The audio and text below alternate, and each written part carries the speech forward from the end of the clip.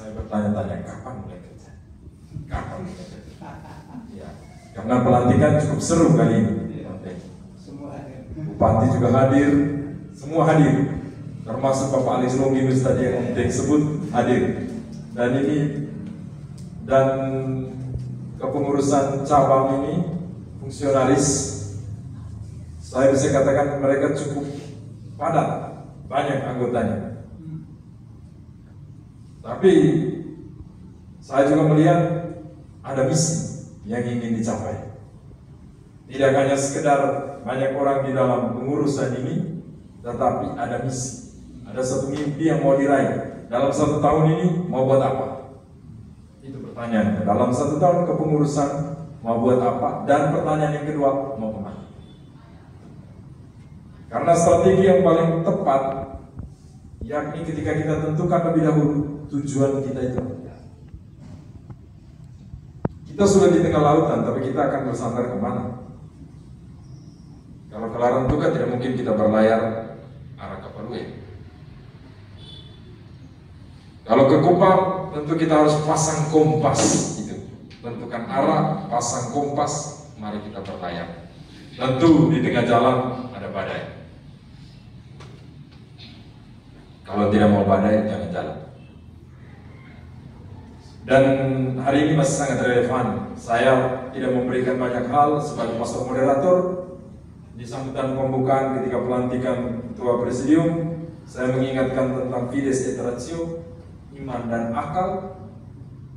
Dan ini sudah mulai nyata ketika kalian melihat dan berrefleksi serta merancang strategi. Di situ ada refleksi sebagai bagian dari iman dan strategi itu bagian dari akal.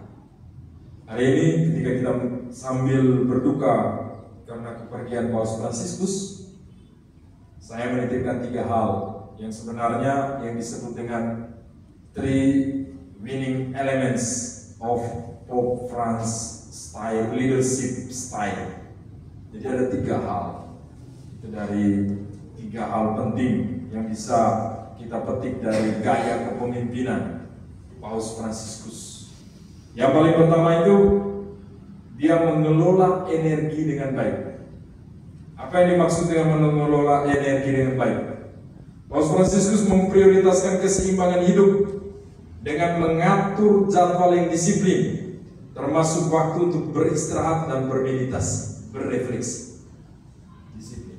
Refleksi itu bukan berarti ada program, ada kegiatan, tapi setiap hari refleksi juga melihat tindakan, ucapan, perkataan, pikiran saya ini sudah tepat belum? Itu refleksi.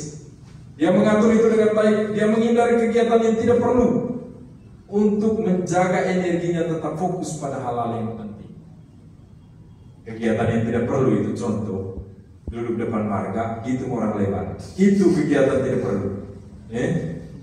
Duduk depan marga, hitung orang lewat. Orang tanya, buat apa? Duduk-duduk. Itu yang hitung orang lewat, duduk-duduk. Tapi Paus Fransiskus pertama kali style kepemimpinannya itu mengelola energinya dengan baik, itu punya.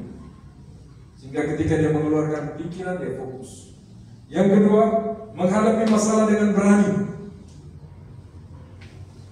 Untuk itulah PPGRI dibentuk, untuk menghadapi masalah dengan berani, bukan dengan brutal, dengan berani. Beda. Paus Fransiskus tidak ragu untuk menghadapi masalah yang sulit dan kontroversial, seperti reformasi birokrasi Vatikan. Berani dia. Dan penataan keuangan di Vatikan.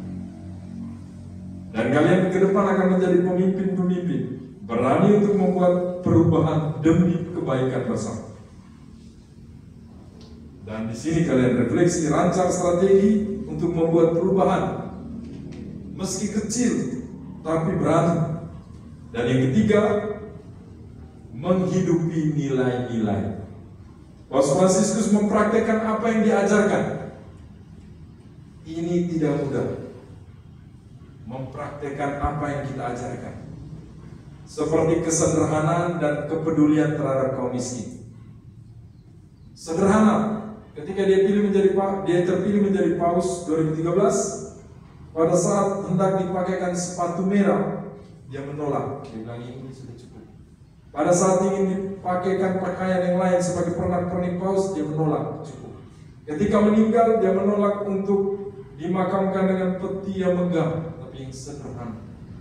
Artinya apa? Apa yang diajarkan dia hidupi, menghidupkan nilai-nilai.